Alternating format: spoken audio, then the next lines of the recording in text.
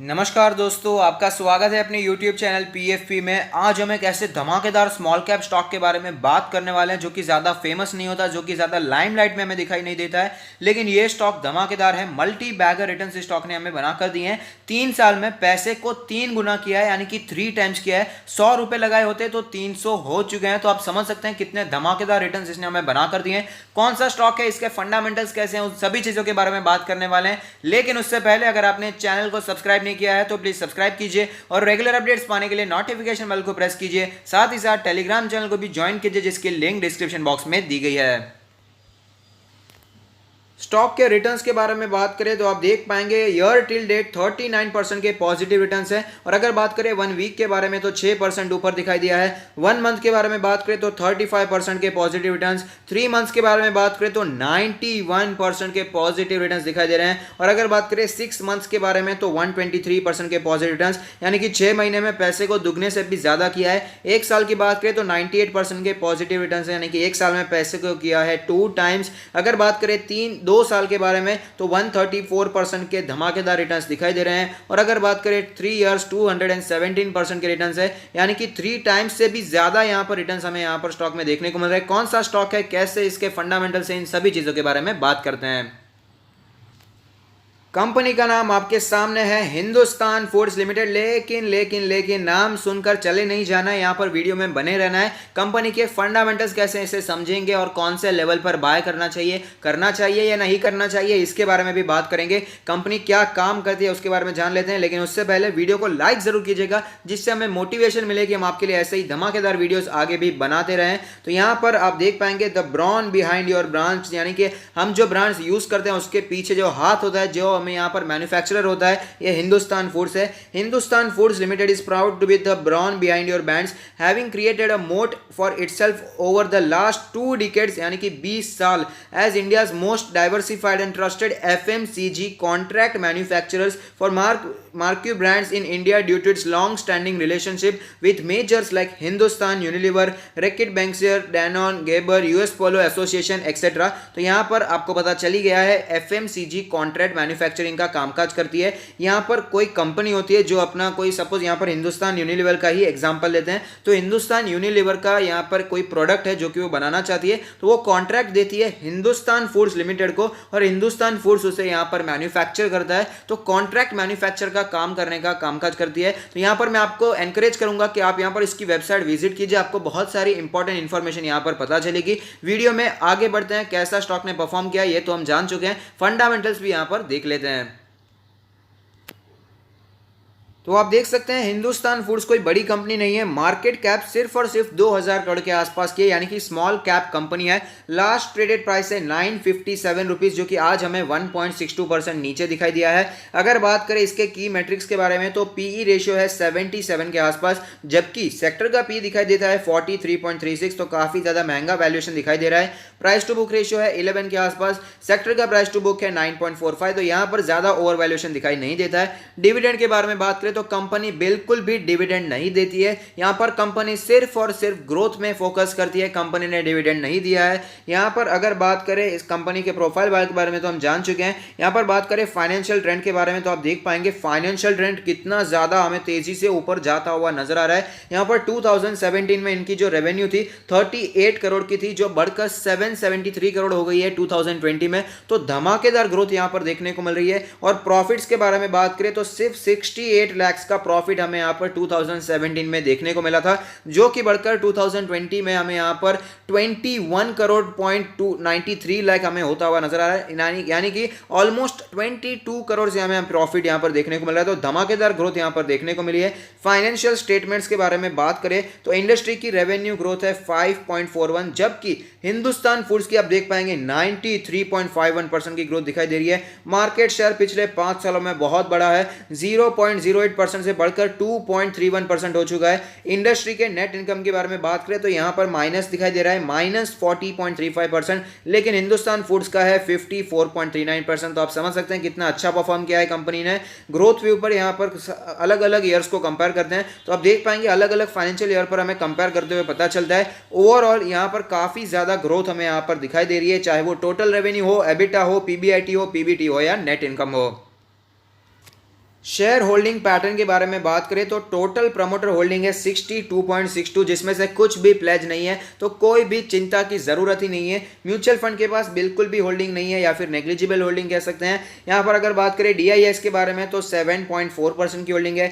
FIS के पास है 6.56% की होल्डिंग। अदर पार्टीज यानी कि हमारे आप जैसे लोगों के पास है 23.41% की होल्डिंग। यहाँ पर कुछ और बेसिस पे इसे कंपेयर कर लेते हैं तो आप देख पाएंगे यहाँ पर ऑपरेटिंग मार्जिन है 5.9 का, नेट प्रॉफिट मार्जिन है 2.94%। यहाँ पर हमें पिछले साल से इसे कंपेयर नहीं कर पाते क्योंकि मनी कंट्रोल पे ये डेटा दिया नहीं गया है। रिटर्न रेशियोज के बारे में बात करें तो ROE 11.7 है, ROCE के बारे में बात करें तो 13.35 है, ROA यानी कि रिटर्न ऑन एसेट्स के बारे में बात करें तो 4.06 हमें ROA दिखाई देता है। लिक्विडिटी रेशियो के बारे में बात करें तो करंट रेशियो है 1.28 यानी कि यहाँ पर लिक्विडिटी की कोई भी इशू दिखाई नहीं दे रही है। क्विक रेशियो की बात करें तो वह है 0.73। अगर बात करें डेट टू इक्विटी रेशियो तो 0.78 का डेट टू इक्विटी रेशियो दिखाई दे रहा है। यहाँ पर मेरा मानना है अगर 0.5 या 0.6 से ज्यादा होता है तो एक खतरे की घंटी होती है, थोड़ा सा यहाँ पर संभल जाना चाहिए। यहाँ पर 0.8% के आसपास का डेट टू इक्विटी रेशियो दिखाई दे रहा है। इंटरेस्ट कवरेज रेशियो है 4.15। एसेट टर्नओवर रेशियो काफी शानदार है 143.17 है। इन्वेंट्री टर्नओवर रेशियो 7.03 में यहाँ पर दिखाई दे रहा है। ग्रोथ रेशियोज की बात करें तो 3 ईयर CAGR सेल्स हमें दिखाई देता है 136 के आसपास। 3 ईयर CAGR नेट प्रॉफिट के बारे में बात करें तो 90% के आसपास का दिखाई दे रहा है, जो कि धमाकेदार है। यहाँ पर कंपनी ने बिल्कुल भी डिविडेंड नहीं दिया है, बिल्कुल भी यहाँ पर स्प्लिट नहीं दिया है, बिल्कुल भी यहाँ पर बोनस नहीं दिया है as per money control data. तो यहाँ पर कंपनी सिर्फ और सिर्फ ग्रोथ पर हमें फोकस करती हुई नजर आ रही है। तो चलते हैं चार्ट्स पर, वहां पर कैसी सिचुएशन बनी हुई है उसके बारे में भी बात कर लेते हैं। तो आप देख सकते हैं कि जब हमें मार्केट में क्रैश देखने को मिल रहा था तब इसका लास्ट ट्रेडेड प्राइस तकरीबन 700 के ऊपर हमें कुछ दिखाई दिया था, 730 के आसपास था, लेकिन उसके बाद क्रैश देखने को मिला। स्टॉक हमें 400 के आसपास ट्रेड करता हुआ नजर आया था, लेकिन आप देख सकते हैं उसके बाद कितनी ज्यादा तेजी हमें यहाँ पर देखने को मिल रही है। 1000 रुपीज का लेवल इसने टच कर दिया है, 400 से 1000 रुपए का ये स्टॉक होता हुआ नजर आ रहा है। उसके पीछे का क्या रीजन है वो भी मैं आपको समझाना चाहूंगा। ये कामकाज क्या करती है, FMCG का कॉन्ट्रैक्ट मैन्युफैक्चरिंग करने का कामकाज करती है। और जैसे कि आपको पता है यहाँ पर जो Q1 था यानी कि जो लॉकडाउन वाला पीरियड था, हमें वहां पर FMCG गुड्स तो यहाँ पर मैन्युफैक्चरिंग में हमें काफी ज्यादा, अगर बात करें यहाँ पर FMCG के बारे में तो आपको पता ही है FMCG का मतलब क्या है। जो हमें डेली बेसिस पर चीज़ें चाहिए जैसे कि टूथपेस्ट हो गया, टूथब्रश हो गया, साबुन हो गया, शैम्पू हो गया, स्नैक्स हो गए कुछ, या बिस्किट हो गया, मैगी हो गया, ये सारी चीज़ें रोज़ बरोज़ चाहिए। और जैसे कि आपको पता है लॉकडाउन में इन सारी चीज़ों की बहुत ही ज़्यादा होर्डिंग देखने को मिल रही थी। लोगों के मन में ये डर था कि ये सारी चीज़ों वापस हमें मिलेंगी नहीं मिलेंगी, तो ये जमा कर लो, घर में रख लो, वापस हम कभी यूज़ कर लेंगे, आगे समय में यूज़ तो करना ही है। तो सब यहाँ पर लोग जमा कर रहे थे, तो यहाँ पर मैन्युफैक्चरिंग काफी ज्यादा बढ़ाना पड़ा। तो इसकी वजह से ऑफ कोर्स हिंदुस्तान फूड्स को फायदा तो होना ही था। और यहाँ पर जब भी रिसेशन का माहौल होता है, कोई मंदी का माहौल बनता हुआ नजर आता है, तो ऐसे स्टॉक्स जो होते हैं जो कि डेली बेसिस पर कामकाज आते हैं, यहाँ पर ज्यादा हमें डिमांड में गिरावट देखने को नहीं मिलती, ऐसे स्टॉक्स हमें ऐसे समय पर बहुत ही ज्यादा ऊपर जाते हुए नजर आते हैं। FMCG के स्टॉक ले लीजिए, ब्रिटानिया कितना ज्यादा ऊपर जाता हुआ नजर आ रहा है। कुछ और स्टॉक्स हैं जो कि नीचे भी आ रहे हैं जैसे कि नेस्ले इंडिया है, HUL है। उसके अलग रीजन है क्योंकि वहां पर साइक्लिकल मूवमेंट्स होते हैं, तो शेयर मार्केट में वो समझ लीजिए। और दूसरा एक और रीजन है जैसे कि हमें वहां पर अभी वोकल फॉर लोकल का नारा चल रहा है, और नेस्ले और HUL दोनों ही यहाँ पर बाहर की कंपनीज है। लेकिन ओवरऑल अगर बात करें तो ये जो FMCG के बिजनेस होते हैं काफी फ्लरिश करते हैं जब यहाँ पर हमें क्रैश देखने को मिलता है, समय जब यहाँ पर बुरा चलता हुआ नजर आता है, तो FMCG सेक्टर के स्टॉक्स काफी ज्यादा अच्छा परफॉर्म करते हुए नजर आते हैं। ऑल टाइम चार्ट देखते हैं कैसी मूवमेंट इसने बना कर दी है, तो आप देख पाएंगे धमाकेदार स्टॉक रहा है। ये मैं यहाँ पर आपको BSE पर दिखा रहा हूँ, NSE में नई लिस्टिंग हुई है, ज्यादा पुराना आपको चार्ट दिखाई नहीं देगा। तो अगर आप ऑल टाइम चार्ट देखना चाहते हैं, पूरी हिस्ट्री देखना चाहते हैं, तो आपको BSE पर देखना चाहिए। तो आप देख पाएंगे 2012 में इसकी लिस्टिंग हुई थी,